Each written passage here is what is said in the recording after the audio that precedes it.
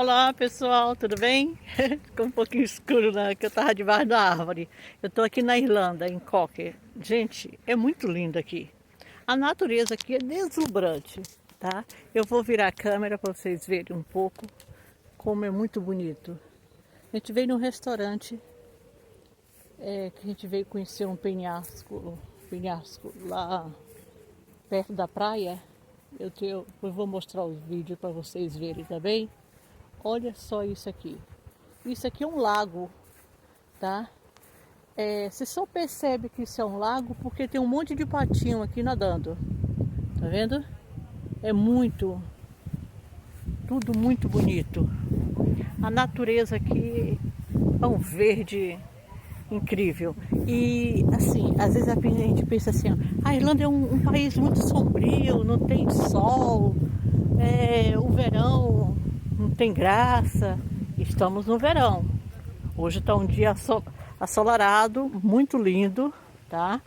E no inverno também tem suas belezas do inverno, tá? Esse verde aqui não se perde quando chega o inverno, tá? E tem suas belezas tanto no verão como no inverno.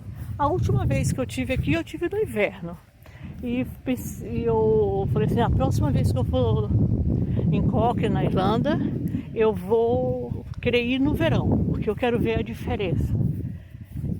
Tem a diferença em relação à temperatura, tá? Mas em relação à beleza, à natureza, não muda muito não, porque o verde continua igual. Vou virar a câmera aqui para vocês verem, tá? Isso aqui é um restaurante, tá? Olha que coisa mais linda.